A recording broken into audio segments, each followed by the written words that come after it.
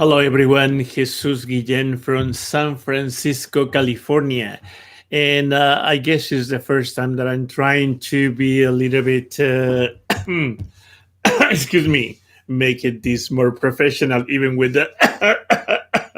So, anyway, Jesus Guillen right here in San Francisco. There are so many adjectives that we can sometimes call ourselves. But I am men, even in these days that gender and sexual, gender pronouns and descriptions about our sexuality and everything, they seem to be a dozen of them. I am a gay, man, Latino, not Latinx. I just don't like that term. I am a Latino immigrant uh, who happens to be 37 years HIV long term survivor. It was 1984 when I came to this country. 1984. We are in 2021, 21st. I was born in 1960, and I'm even getting confused by the minute with all these numbers. And all what I know is that I'm simply here. It's almost like if I've been traveling to another planet or to another dimension or something like that. And I see this face and this screen, and I can always just say that I'm seeing the time just signing into my face everything that it is. It was 1984, and I was a very almost shy kid that arrived to this country, nervous but excited about discovering so many things in this life. And I had everything, I guess, in Mexico before I came here. I had a job in the government already by 23, 24 years old. I was getting awards in theater and music, and I had my own apartment. That is kind of unusual sometimes for many Latino people. So I came here to USA thinking I wanted to keep learning about life. I wanted to keep exploring life. By the way, my life has never been boring. My life had always been exciting. There's always something happening, for good or for bad. I think when you're the explorer type, you have to be ready to encounter anything. You might find a fairy godmother, and you might find a monster. So when I came to this country, exploring my sexuality, myself, trying to learn more, I'm one of those people that didn't come here for the money. I came here for that because I wanted to learn more in general about life and things. So yeah, sexuality was part of my exploration. I went to school maybe just for 6 months during the night.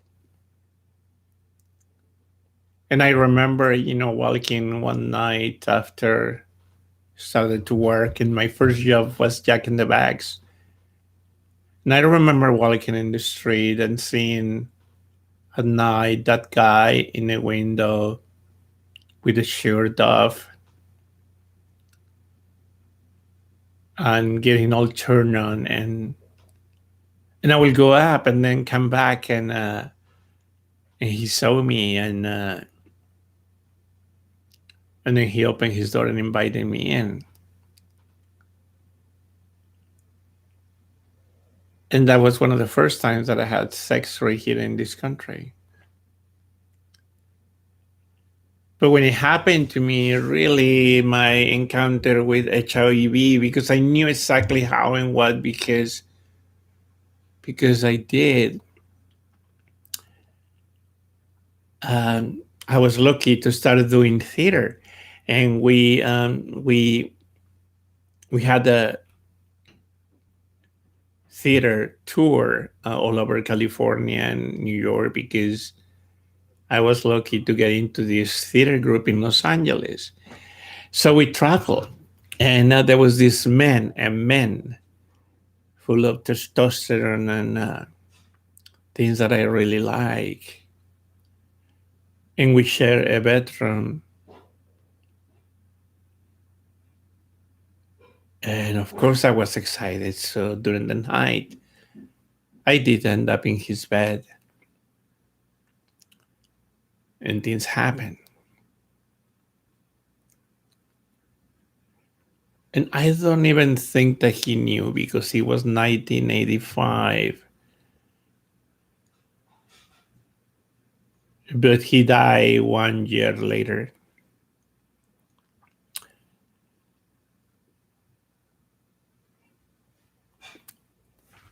of HIV/AIDS. That year, late 1985, beginning of 1986, in somehow putting my life together, I remember there was some kind of study that, for whatever reason, I was curious of. There was the days that you started to hear about this cancer in gay people, this disease, this weird disease happening.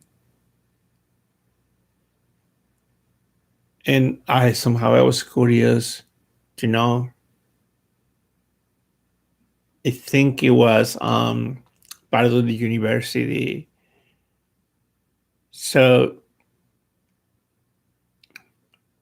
I went to this study, and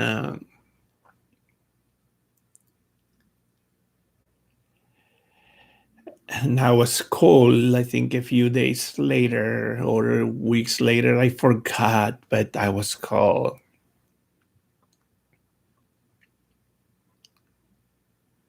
And I was told, you're positive.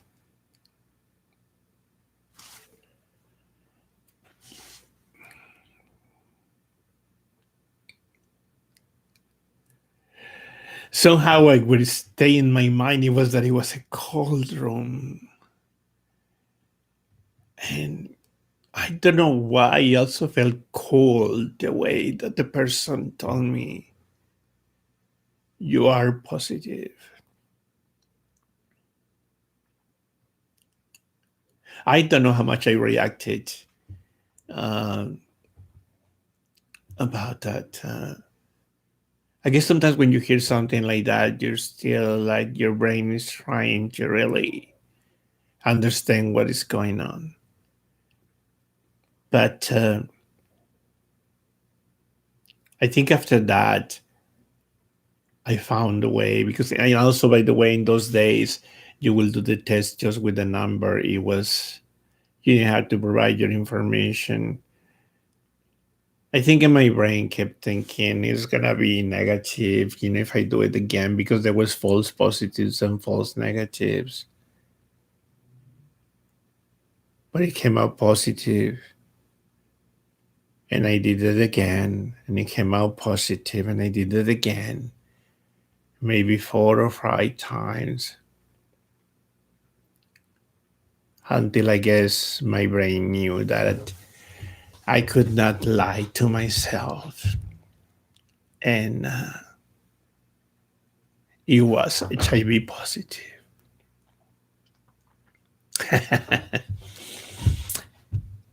That was 1985.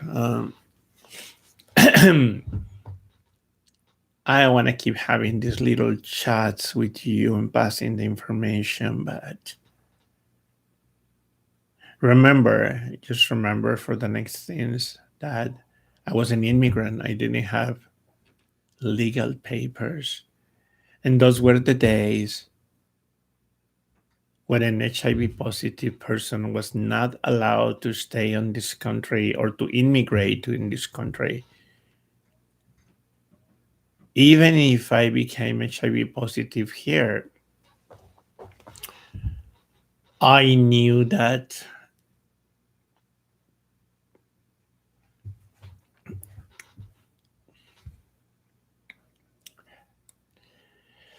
if I will tell someone, I will not be here. So I kept it quiet. Nobody in Nobody in my family knew. And most of them they were in Mexico.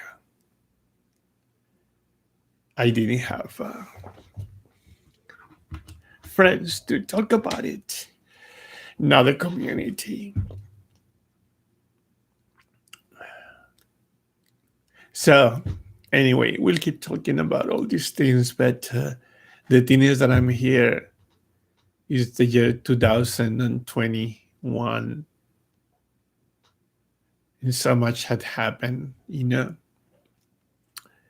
without many of you, without many of so many amazing people in my life, I will not be here. But I have to do what I had to do. And now I am an American citizen and I am in this country and I can tell the whole story and all the details and all the things that I have to do um, to be here. But